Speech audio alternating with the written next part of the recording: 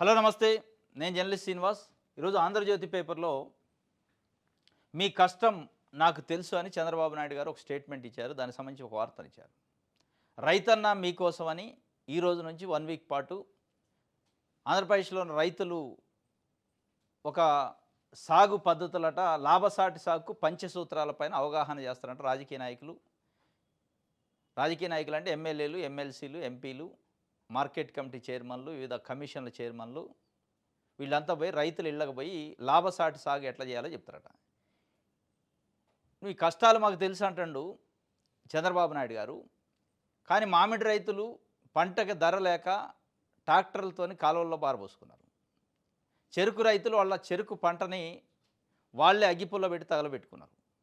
పొగాకు రైతుల పరిస్థితి, మిర్చి రైతుల పరిస్థితి, చీనీ రైతుల పరిస్థితి. యూరియా కోసం రోజుల తరబడి లైన్లో నిలబడ్డారు. ఇప్పుడు పత్తి కొనుగోలు విషయంలో తేమ శాతం కొర్రీబెట్టి సీసీఐ ఇబ్బంది పెడుతుంది. ఢిల్లీలో ఉంది కూడా మీ ప్రభుత్వమే. మాట్లాడినంటే మాట్లాడటలేదు. కానీ మీ కష్టాలు నాకు తెలుసు, నేను వస్తా. పంచసూత్రాలు చెప్తారట. ఈ పంచసూత్రాలు చెప్పడానికి పోయే పచ్చ సొక్కా నాయకులకి కానీ రాజకీయ నాయకులకి ఎవరికైనా సాగు తెలుసా? ఆ రైతుల కంటే మీకెక్కువేం తెలుసు, మీరేం చెప్తారు సాగు గురించి అనేది ఈరోజు రైతులు మాట్లాడుకుంటున్నారు.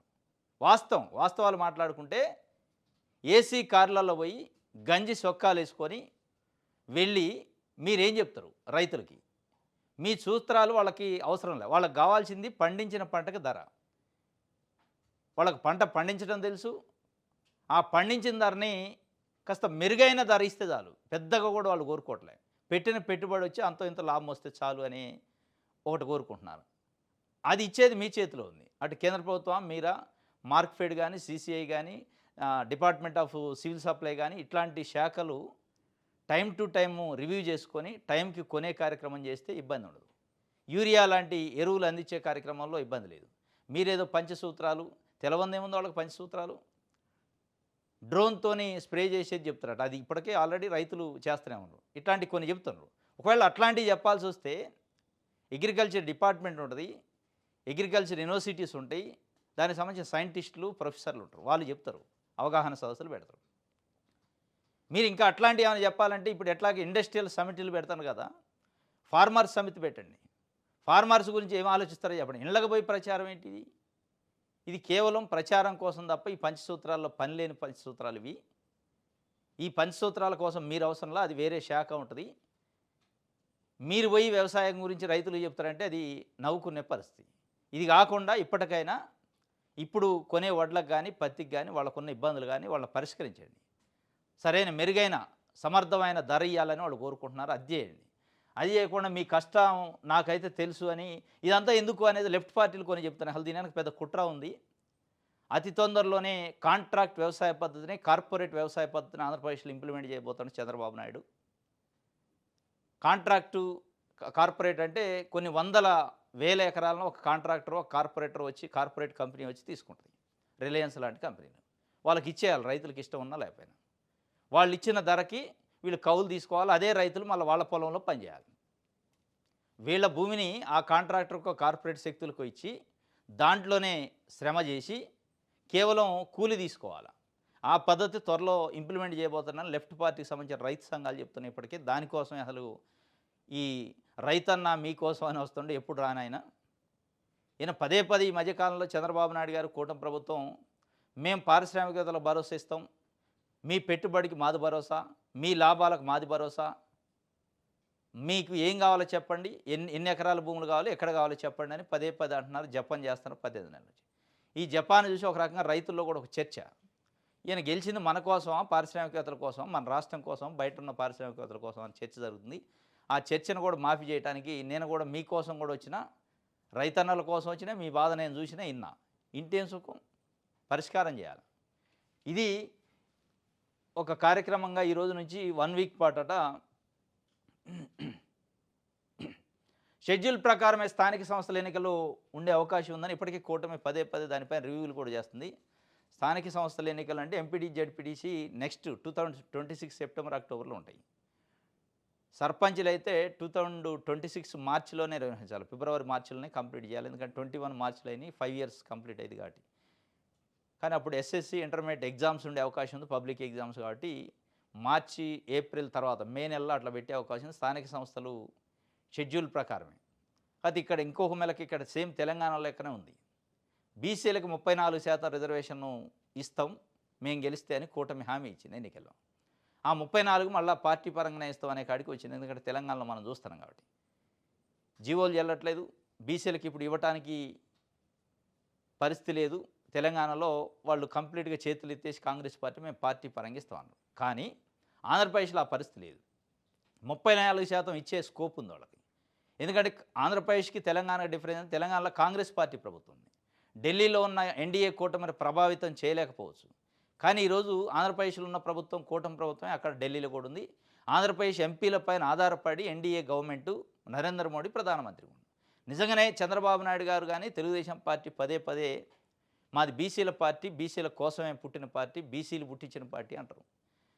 నిజంగా ఆ బీసీల కోసం పుట్టిన పార్టీ అయితే, బీసీల పార్టీ అయితే, బీసీల కోసం మీరు ఇచ్చిన హామీ 34% అమలు చేసే కమిట్మెంట్ ఉంటే ఢిల్లీ పోయి రాజ్యాంగ సవరణ చేయించి 9th షెడ్యూల్ ఇన్సర్ట్ చేసి తమిళనాడు తరహాలో 34% రిజర్వేషన్ ఇప్పించే అవకాశం, ఆ హక్కు, ఆ బాధ్యత ఆయనకు వచ్చింది. ఆ అథారిటీ ఇప్పుడు ఉంది చంద్రబాబు నాయుడు గారికి. ఇక్కడ రేవంత్ రెడ్డికి లేకపోవచ్చు, కాంగ్రెస్ పార్టీ ముఖ్యమంత్రి కాబట్టి. మీరు ఏ ఉద్యమం చేయాల్సిన అవసరం లేదు. ఒక్కరోజు ఢిల్లీలో కూర్చుంటే పవన్ కళ్యాణ్ గారు మీరు మాకు ఇది 9th షెడ్యూల్ ఇన్సర్ట్ చేస్తే ఢిల్లీ నుంచి వెళ్తాం, లేదంటే లేదు, లేదంటే నీ ప్రభుత్వం సంగతి ఏం చూస్తామంటే అయిపోద్ది. అది చేసే అవకాశం చంద్రబాబు నాయుడు గారి చేతిలో ఉంది ఈరోజు. అది 2014 నుంచి ఇప్పటివరకు 2024 వరకు 10 సంవత్సరాలు ఎప్పుడు రాలేదు ఆంధ్రప్రదేశ్ ప్రజలకు కానీ, ఆంధ్రప్రదేశ్ రాష్ట్రానికి కానీ. మొట్టమొదటిసారి వచ్చింది అవకాశం, దాన్ని వినియోగించుకోవాలి. వినియోగించుకొని 34% ఇవ్వాలి తప్ప ఇక పక్కన ఉన్న రేవంత్ రెడ్డి 42% పార్టీ పరంగా ఇచ్చిండు కాబట్టి మేము ఇస్తామంటే మీ చేతగాంతనం, అసమర్థత అయితే బీసీలు మోసం చేయటం అయింది. ఇది వచ్చే సంవత్సరం మార్చిలో, అక్టోబర్లో సర్పంచ్, ఎంపీటీసీ ఎన్నికలు దాని గురించి ఇచ్చారు. రైట్, ఆంధ్రప్రభ చూద్దాం. కోటరీని జగన్ దూరం పెట్టాలి, అవసరమైతే మళ్ళీ రాజకీయాల్లోకి వస్తా, పార్టీ పెట్టే ఆలోచన లేదు. పవన్ నాకు 20 ఏళ్ల నుంచి మంచి మిత్రుడు, భవిష్యత్తులో కూడా విమర్శించను. మాజీ ఎంపీ విజయసాయిరెడ్డి నిన్న ఒక రెడ్డి సంక్షేమ సంఘానికి సంబంధించిన ఒక మీటింగ్లో మాట్లాడండి. ఆయన ఆ మీటింగ్లో మాట్లాడుతూ జగన్మోహన్ రెడ్డి గురించి మళ్ళొకసారి బయటికి మాట్లాడి, ఈ మధ్యకాలంలో బయటికి రావట్లేదు, రాజకీయాలను నేను పక్కన పెట్టిన వ్యవసాయం చేసుకుంటున్నా అన్నాడు. కానీ మళ్ళీ అవసరమైతే రాజకీయాల్లోకి వస్తా అని చెప్తూ పవన్ కళ్యాణ్ని పొగిడారు. పవన్ కళ్యాణ్ని పొగుడుతూ, పవన్ కళ్యాణ్ నాకు 20 సంవత్సరాల నుంచి మిత్రుడు, ఆయన ఎప్పుడు నేను విమర్శించను కూడా భవిష్యత్తులో అని చెప్పే కార్యక్రమం చేస్తూ, ఇంకోటి జగన్మోహన్ రెడ్డి గురించి, జగన్మోహన్ రెడ్డి సమర్థుడే, జగన్మోహన్ రెడ్డి మంచోడే, కానీ ఆయన చుట్టూ ఉన్న కోటరీయే, ఆ కోటరీ వల్లనే నేను బయటకు రావాల్సి వచ్చింది, నన్ను బయటికి పంపారు అని చెప్పి జగన్ను పొగిడే కార్యక్రమం, ఆయన చుట్టూ ఉన్న వాళ్ళని విమర్శించే కార్యక్రమం చేసిన. ఆ పేర్లు చెప్పట్లే, కాకపోతే ఫస్ట్ నుంచి కోటరీ అంటాడు కానీ ఆ కోటరీ ఎవరు అనేది చెప్పట్లే. ఆ కోటరీ వలన వైఎస్ఆర్సీపీ దెబ్బతింటుంది. భవిష్యత్తులో కూడా ఆ కోటరీని జగన్మోహన్ రెడ్డి దూరం పెడితే తప్ప వైఎస్ఆర్సీపీ బతికి బట్టగట్టదు, జగన్మోహన్ రెడ్డి మళ్ళీ అధికారంలోకి రాడు అనే ఒక కాంటెక్స్ట్లో చెప్పిండు ఆయన. చెప్తూ పవన్ కళ్యాణ్ని పొగిడిండు. వాస్తవంగా విజయసాయిరెడ్డి ఎంపీ పదవికి రాజ్యసభ సభ్యత్వానికి రాజీనామా చేసి వెళ్ళినప్పుడు బీజేపీలో జాయిన్ అవుతాడు, మళ్ళీ ఆయనకే రాజ్యసభ ఇస్తాడని ఒక చర్చ జరిగింది. బీజేపీ గురించి ప్రస్తావించట్లా, పవన్ కళ్యాణ్ పదే పదే ప్రశంసించే కార్యక్రమం, పొగిడే కార్యక్రమం చేస్తారు. మరి ఏమన్నా అటువైపు ఆయన దారులు వేసుకుంటుండా తెలియదు, కానీ వేసుకుంటూ జగన్మోహన్ రెడ్డి వెనకున్న కోటరీ గురించి మాట్లాడిండు. చంద్రబాబు నాయుడు గారు కూడా నాకు వ్యక్తిగతంగా ద్వేషం లేదు అని చెప్పే ప్రయత్నం విజయసాయిరెడ్డి చేసిండు. దీని అర్థమైన ఆయన జగన్మోహన్ రెడ్డి పార్టీ నుంచి బయటకు వచ్చిన తర్వాత బీజేపీలో జాయిన్ అవుతాడు అనుకున్నారు. అక్కడ ఏమైనా డోర్లు క్లోజ్ అయినాయా, చంద్రబాబు నాయుడు గారు డోర్లు క్లోజ్ చేయించిండా, ఇప్పుడు జనసేన వైపు, పవన్ కళ్యాణ్ వైపు ఏమైనా చూస్తుండా, వాళ్ళు బీజేపీ వైపే పోకుండా ఆపిన ఆయన జనసేన వైపు కూడా రాకుండా ఆపుతాడంటే ఆ రోజు ఉన్న పరిస్థితి వేరు, ఈ రోజు ఉన్న పరిస్థితి వేరు. ఆపిన ఆగకపోవచ్చాము, కానీ మొత్తానికైతే ఆయన మనసులో మాట మళ్ళీ రాజకీయాల్లోకి వస్తానంటే, మళ్ళీ రాజకీయాల్లోకి వచ్చేదానికి ఒక ప్లాట్ఫామ్ ఏర్పాటు చేసుకుంటున్నా, ఒక రాజకీయ పార్టీని ఎన్నుకుంటున్నా అనేది, ఎంపిక చేసుకుంటున్నా అనే ఒక చర్చ అయితే జరుగుతుంది. ఇది నిన్న ఆయన కోటరీని దూరం పెడితే తప్ప బయటపడే పరిస్థితి లేదని చెప్తుండు. రైట్, రైతన్న అంటూ అడావుడి ఆచరణలో శూన్యము పంట ధరలు పతనమవుతున్న మీకు పట్టదా. రైతన్న మీకోసం పేరుతో పబ్లిసిటీ స్టంట్ చేస్తున్నారు. రైతుల్ని ముంచేసి మీరు గాల్లో తేలుతున్నారు. విమానాల్లో విదేశీ పర్యటనలో హెలికాప్టర్లో కోట్లు గుమరిస్తున్నారని ఎక్స్లో జగన్ ధ్వజం వ్యక్తం చేసినట్టు రైతన్న మీకోసం అని చంద్రబాబు నాయుడు గారు పబ్లిసిటీ స్టంట్లు చేస్తున్నారు తప్ప అక్కడ అందులో ఏం లేదు. వాళ్ళు నిజంగా ఇబ్బందుల్లో ఉన్నప్పుడు వాళ్ళకి ధర లేకనో యూరియా దొరకనో మధ్య దళారులు చేతిలో బలైన రోజు స్పందించి ఉంటే నిజంగానే మీరు రైతన్న కోసం ఉండుంటుంది. కానీ ఇప్పుడు పబ్లిసిటీ స్టంట్ కోసం వెళ్తున్నారు.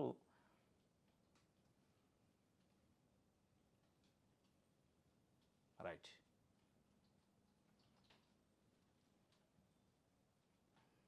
ప్రజాశక్తి చూద్దాం. గూగుల్ కోసం బెదిరింపులట, భూములు ఇవ్వకపోయినా ప్రభుత్వం తీసుకుంటుందంటూ ప్రచారం. తుర్లవాడలో డ్రోన్ సర్వే, సాయిల్ టెస్టింగ్ పనులు, పోలీస్ పహారా. 49 మందికి గాను 32 మంది భూములు ఇచ్చేందుకు ససేమేర. తుర్లవాడ దళితుల సాగులో ఉన్న డీ పట్టా భూములకు సంబంధించి విశాఖపట్నం భీమిలి నియోజకవర్గ పరిధిలో ఆనందపురం మండలం తుర్లవాడలో గూగుల్ డేటా సెంటర్ కోసం ఆ స్థానిక ఎమ్మెల్యే గంటా శ్రీనివాసరావు ఆఫీసర్లను పురమాయించి ఆయన కూడా డైరెక్ట్ ఇన్వాల్వ్మెంట్ అయ్యి రైతులను బలవంతంగా ఒప్పించే ప్రయత్నం చేస్తున్నాడు. ఒకవైపు చంద్రబాబు నాయుడు గారు కూటమి ప్రభుత్వం రైతన్న మీకోసం నేను వస్తా అంటుంది. అదే రైతన్నలను బెదిరించి గూగుల్ కోసం భూములు గుంజుకుంటున్నారని ప్రజాశక్తి పేపర్ రాసింది. వాస్తవంగా జరుగుతుంది. 49 మంది దళిత రైతులు ఉంటే ఒక్కొక్క మనిషికి ఎకరమో అర్ధ ఎకరమో లేదా 2 ఎకరాలు ఉంటే మేము భూములు ఇచ్చే పరిస్థితి లేదు, ఇస్తే మా జీవనం ఇబ్బంది అయింది, మా బతుకులు బజారు పాలైతే అంటే బెదిరించే కార్యక్రమం అట. అక్కడ స్థానిక ఆర్డీఓ వచ్చి డైరెక్ట్ బెదిరించే కార్యక్రమం చేసినట్టు. మీరు ఇచ్చినా మీరు ఇవ్వకపోయినా మీరు సంతకం పెట్టినా పెట్టకపోయినా ప్రభుత్వం బలవంతంగా గుంజుకుంటుంది, అనివార్యం.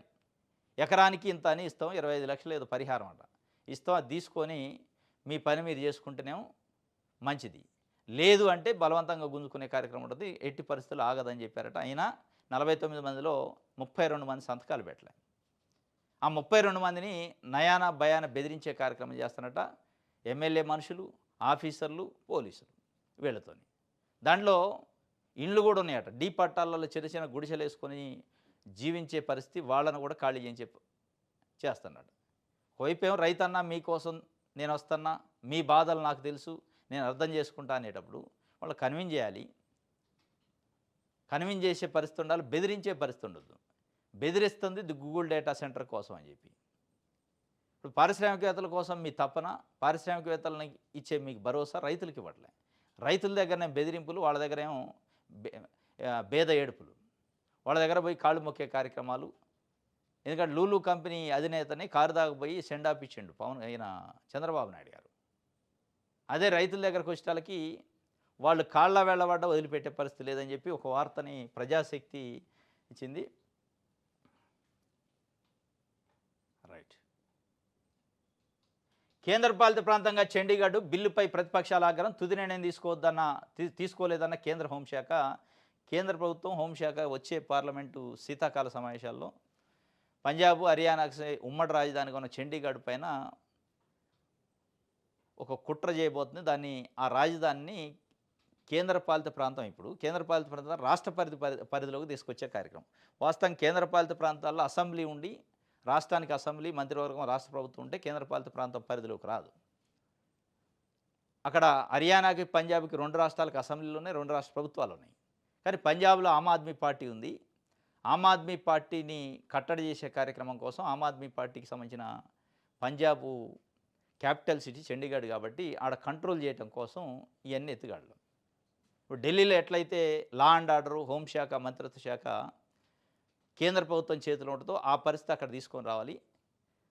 అక్కడ ఆ రాజధానికి సంబంధించిన ఏ నిర్ణయం చేయాలన్నా కేంద్ర ప్రభుత్వం ద్వారాగా రాష్ట్రపతి చేసే కార్యక్రమానికి పునాదేశారు.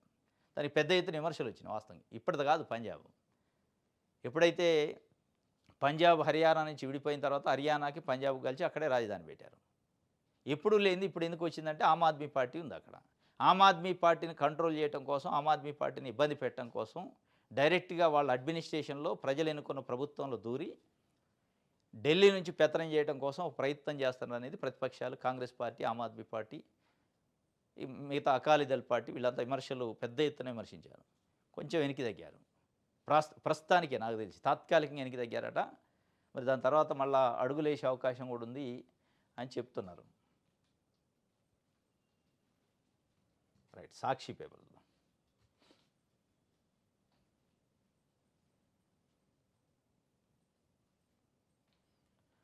రాప్తాడ్లో జనహోరు, తోపుదుర్తి ప్రకాష్ రెడ్డి సోదరుని కుమార్తె వివాహ వేడుకల్లో పాల్గొన్న వైఎస్ జగన్ అభిమాన నేతకు బ్రహ్మరథం పట్టిన అశేష జన సందోహం. ఎదురేగి స్వాగతం పలికిన ప్రజలు, పార్టీ శ్రేణులు అందరికీ అభివాదం చెప్తూ ముందుకు సాగిన వైఎస్ జగను అని చెప్పి మొన్న 20th 2021 తారీఖులో నాంపల్లి కోర్టులో ఒక వాయిదాకు వచ్చిండు.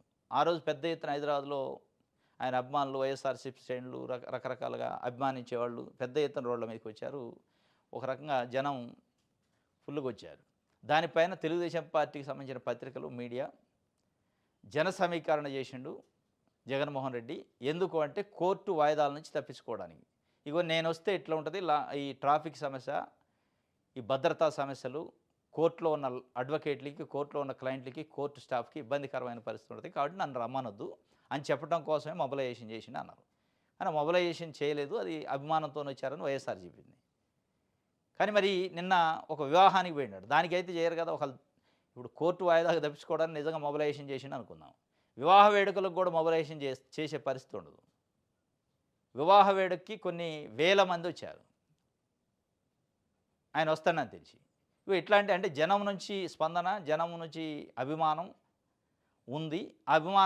అభిమానం కాదు, ఇది తరలింపు రకరకాలుగా ఉంది అని చెప్పి తెలుగుదేశం పార్టీ మీడియా మేనేజ్డ్ వార్తలు మేనేజ్ చేసే పరిస్థితి, అంటే ప్రజలను డైవర్ట్ చేసే పరిస్థితి చేస్తుందని వైఎస్ఆర్సీపీ చెప్తుంది. సరే, ఏదేమైనా వచ్చిన జనం అంతా ఓట్లు వేస్తారా? ఓట్లకి ఇదే ప్రామాణికం అంటే ఇప్పుడు ఆంధ్రజ్యోతి నిన్న కొత్త పలుకులో రాసింది, గతంలో కమ్యూనిస్ట్ పార్టీలు కూడా ఇట్లే వచ్చేది పబ్లిక్, ఎక్కడ చూసినా అదే కమ్యూనిస్ట్ పార్టీ, అదే కార్యకర్తలు ఏ మీటింగ్ పెట్టినా వాళ్ళే వస్తారు ఎర్ర జెండాలు పట్టుకొని. వాళ్ళని చూసి ఫుల్గా ఎర్రమయం అయిపోయింది, కాబట్టి ఇక మనం గెలుస్తామని వాళ్ళు ఊహల్లో తేలేదు, ఎప్పుడు గెలవలేదు. కాబట్టి జగన్మోహన్ రెడ్డి పరిస్థితి కూడా అదే అంటారు. ఆయన రాసింది నిన్న. అంటే వాళ్ళు చెప్పే ప్రయత్నం ఏంటంటే జనం వస్తున్నారు, ఓట్లు వేయరు అని చెప్పే ప్రయత్నం రాష్ట్రంలో ఉన్న ప్రజలకు చెప్పే ప్రయత్నం చేస్తున్నారు. ఇప్పుడు ఉలిక్కిపడే పరిస్థితి. జగన్మోహన్ రెడ్డికి వచ్చే ప్రజలను, జగన్మోహన్ రెడ్డి చుట్టూ ఉన్న అభిమానాన్ని, ఇది అభిమానం కాదు, ఇది గ్యాదరింగు, దీంతో ఓట్లు రావు, గెలవడు అని చెప్తున్నారు. అసలు ఏది రానప్పుడు అభిమానం కాదు, తరలింపు లేకపోతే ఓట్లు పడినప్పుడు మీ ఉలిక్కిపాటు ఎందుకు? మీడియాగా మీకున్న ఉలిక్కిపాటు ఏంది? ఒకళ్ళు పడవు, ఇప్పుడు ఎన్నికలు లేవు, ఆయన గ్యాదర్ చేసినా లేకపోతే మొబలైజ్ చేసినా, ఇప్పుడేం ఎన్నికలు లేవు, రేపో మాపో ఎన్నికలు రావట్లే, ఆ ఎన్నికల్లో ఆయనకు ఓట్లు వేసే పరిస్థితి ఉండదు, ఇప్పటికిప్పుడు జరిగే ఎన్నికలు లేవు. మీ ఉలిక్కిపాటు ఏంది? మీ తత్తరపాటు ఏంది? మీ భయం ఏంది? మీ ఆందోళన ఏంది? ఈ ఆందోళన చెప్పకనే బయట పెట్టుకుంటున్నారు. జగన్మోహన్ రెడ్డికి ఉన్న అభిమానం రేపు భవిష్యత్తులో ప్రమాదకరంగా మారబోతున్నాయి. కూటమికి అనే ఆందోళనని కూటమిని సమర్థించే పత్రికలు, టీవీ ఛానళ్ళు పెద్ద ఎత్తున ప్రచారం చేస్తున్నాయి. వీళ్ళకంటే వాళ్ళు ఎక్కువ చేస్తున్నారు. పబ్లిక్ ఎక్కువ వచ్చారు, మొబలైజ్ చేశారు. మొబలైజేషన్ ఇది అసలు అభిమానంతో వచ్చిన వాళ్ళు కాదు, గ్యాదర్ చేశారు అని చెప్పే ప్రయత్నం చేస్తున్నారు. అంటే ఎట్టి పరిస్థితుల్లో పబ్లిక్ వస్తున్నారు అని చెప్తున్నారు. సరే, ఇది గ్యాదరింగా, మొబలైజేషనా, సమీకరణ చేశారనేది అక్కడ ఉన్న ప్రజలకి, వచ్చిన ప్రజలకు తెలుసు. దీంట్లో ఓట్లు కూడా పడవని చెప్పే పరిస్థితికి నిన్న కొత్త పలుకులో రాసిండు ఏబిఎన్ రాధాకృష్ణ గారు. జడ్జిమెంట్ ఇచ్చేసిండు.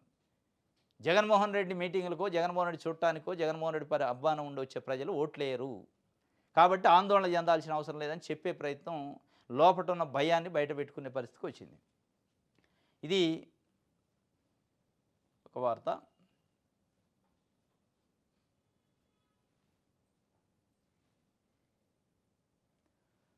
సి కళ్యాణ్ని ఎన్కౌంటర్ చేస్తే ఆ బాధ తెలుస్తుంది. ఐబొమ్మ రవి తండ్రి అప్పారావు, చిన్నప్పారావు, ఇమ్మడి చిన్నప్పారావు ఐబొమ్మ రవి తండ్రి. ఆయన వాస్తవంగా విమర్శించిండు ఐబొమ్మ రవిని స్టార్టింగ్లో. ఇది తప్పే, ముమ్మాటికి ఎట్టి పరిస్థితుల్లో ఇది చేయకూడని పని మా కొడుకు చేసింది, శిక్షించాల్సిందే చట్ట ప్రకారం, దాంట్లో డౌట్ లేదన్నాడు. ఈ సి కళ్యాణ్ సినీ రంగానికి సంబంధించి ఐబొమ్మ రవిని ఎన్కౌంటర్ చేయాలంట సి కళ్యాణ్. దానిపైన పెద్ద ఎత్తున విమర్శలు వచ్చినాయి. అంటే ఎన్కౌంటర్ చేయడమే, దానిపైన విమర్శలు వచ్చిన తర్వాత ఆయన కూడా నిన్న స్పందించిండు. ఐబొమ్మ రవి తండ్రి సి కళ్యాణ్ ఎన్కౌంటర్ చేస్తే ఆ బాధ ఎంత తెలుస్తుంది, ఎన్కౌంటర్ చేయడానికి నివాడి అని చెప్పి ఆయన చెప్పే ప్రయత్నం చేసిండు. ఐబొమ్మ రవిని ఎన్కౌంటర్ చేయాలంటూ సినీ నిర్మాత సి కళ్యాణ్ చేసిన వ్యాఖ్యలు సరికాదని, ఆయన్ను ఎన్కౌంటర్ చేస్తే ఆ బాధ ఏంటో తెలుస్తుందని రవి తండ్రి అప్పారావు అన్నారు. ఆయన ఆదివారం మీడియాతో మాట్లాడేది సినిమాల విషయం ఉంటే జనం చూస్తారని చెప్పారు. పైరసీ వల్ల మంచి సినిమాలకు నష్టం జరగదన్నారు. గతంలో తాను 45 పైసలతో సినిమా చూసేవాడిని అని చెప్పారు. ఇప్పుడు సినిమా టికెట్ ధరలను విపరీతంగా పెంచేశారన్నారు. కోట్లు ఖర్చు పెట్టి సినిమాలు తీయాలని ఎవరైనా చెప్పారా అని ప్రశ్నించారు. రవి తరపున వాదించడానికి ముందుకు వచ్చిన న్యాయవాదికి ఆర్థిక సాయం చేస్తానన్నారు. మొత్తానికి ఆయన కొడుకు కోసం ఇప్పుడు లైన్‌లోకి వచ్చినట్టు అనిపిస్తుంది. కోట్ల రూపాయలు పెట్టి ఖర్చు పెట్టి సినిమాలు తీయమని ఎవడు చెప్పిండు? అంతంత ధర టికెట్ ధర పెట్టమని ఎవరు చెప్పిండు? టికెట్ ధరల కోసం ప్రభుత్వాల్ని మేనేజ్ చేసి జీవోలు తెప్పించుకోని ఎవరు చెప్పిండు? మరి ఇవన్నీ చేస్తున్నందుకు మిమ్మల్ని ఏం చేయాలి? ఎన్‌కౌంటర్ చేస్తే ఆ బాధ ఏందో నీకు తెలుస్తది అని వాస్తవంగా సూటిగా ప్రశ్నించిండు. ఈ మధ్యకాలంలో ఐబొమ్మ రవి 2 తెలుగు రాష్ట్రాల్లో పెద్ద హీరో అయిపోయిండు. ఆటోలకి వెనకాల స్టిక్కర్స్ అంటించుకుంటున్నారు. మా రియల్ హీరో ఐబొమ్మ రవి అని. ఐబొమ్మ రవిని ప్రభుత్వం అరెస్ట్ చేసింది, జైల్లో పెట్టింది కానీ ప్రజల గుండెల్లో హీరోగా ఉన్నాడు, పేదల గుండెల్లో. ఎవరైతే టికెట్ ధర భరించలేక సినిమాలు చూడటం బంద్ చేసుకున్నారో వాళ్ళ కోసం మంచి అవకాశం ఇచ్చిండు ఆయన. సరే అది ఇల్లీగలే పైరసీ అనేది. అయినప్పటికీ వాళ్ళ ఇల్లీగలా లీగలా చూడటంలే. మాకు ఫ్రీగా ఉచితంగా సినిమాలు చూయించిండు. ఎప్పుడైనా మీ మొఖాల కాట చూయించారా? ఇంతమంది లక్షల మంది అభిమానులు, మా పైనే మీ జీవితాలు, మా పైన మీరు బతుకుతున్నారు. ఏ రోజైనా టికెట్ ధర లేకుండా ఫ్రీగా ఉచితంగా ఒక సినిమా చూయించిన దాఖలాలున్నాయి. ఒక్క హీరో అంటే హీరో, ఒక్క నటుడు చూయించరు. మీరు కూర్చొని ప్రెస్ మీట్ పెడతారు. అంటే ఆయన ఏ సంబంధం లేకపోయినా సరే ఆయన బతకడానికి ఆయనకు డబ్బుల కోసం చేసి ఉండొచ్చు కానీ ఏ సంబంధం లేకుండా మా కోసం ఉచితంగా సినిమా చూయించేటగాడు మా హీరో అతనే రియల్ హీరో అని ఆటోలకు స్టిక్కర్లు అంటించుకుంటున్నారు. షాపుల దగ్గర హోర్డింగ్లు పెట్టుకుంటున్నారు కొంతమంది. ఇది ఐబొమ్మ రవి తండ్రి నిన్న మాట్లాడినది వార్తగా ఇచ్చారు. విషయాలందరూ చూద్దాం. కౌలు కష్టాలు తీరేదెప్పుడు దక్కని అన్నదాత సుఖీభావ. ఏపీలో 32 లక్షల మంది కౌలు రైతుల సమస్యల పరిష్కారం కూటమి ప్రభుత్వం విఫలమైంది. కౌలు కష్టాలు తీరేది ఎప్పుడంటే ఆ కష్టాల గురించి ఆలోచిస్తే కదా. ఈ రోజు నుండి రైతన్న మీకోసం అంటుండే. ఆ రైతన్నల్లో వాస్తవ సాగుదారులు, వాస్తవ రైతులు, కౌలుదారులు కూడా, కౌలు రైతులు కూడా వాళ్ళని పరిశీలించాలి, వాళ్ళతో మాట్లాడాలి. మీరు కేవలం పంచసూత్రాల పేరుతో సాగు ఎట్ట చేయాలో కాదు, సాగు చేసే కౌలు రైతులకి, వాస్తవ సాగుదారులకి వాళ్ళకున్న ఇబ్బందులు, బ్యాంకు లోన్ల దాంట్లో కానీ, మీరు ఇచ్చే అన్నదాత సుఖీభావ విషయంలో కానీ, మీరు ఇచ్చే ఇన్పుట్ సబ్సిడీ కానీ, మీరు ప్రభుత్వం వరదలో నష్టపోయిన రైతులకి రేపు ఇవ్వబోయే నష్టపరిహారంలో కానీ వాళ్ళకి తీవ్రమైన అన్యాయం జరుగుతుంది. ఆ అన్యాయం గురించి, వాళ్ళ బాధ గురించి, మీ బాధ నాకు తెలుసు అంటున్నారు. మీ కష్టాలు నాకు తెలుసు అని చంద్రబాబు నాయుడు గారు అంటున్నారు. ఆ కష్టాలు తెలిసిన మీరు తెలుసుకున్న కష్టాల్లో ఉన్న రైతులు వీళ్ళు కూడా ఉంటారు. వీళ్ళని పరిగణలో తీసుకోవాలి. వీళ్ళ బాధని వినాలి, వీళ్ళ ఆవేదన వినాలి. ఎందుకంటే మీరు పబ్లిసిటీ స్టంట్ కోసం వీడియోలు, ఫోటోలు వేసుకొని మళ్ళీ దీనికి ఒక యాడ్ల పిచ్చి, ఇది కాకుండా వాస్తవ సాగుదారులని మీరు వాళ్ళ బాధ ఏందో వినండి, విని వాళ్ళ బాధను పరిష్కరించండి. ఇది ఒక వార్త. రైట్. ఇది ఈరోజు న్యూస్ అనాలిసిస్. రేపు తాజా వార్తలతో తిరిగి కలుసుకుందాం. Thank you.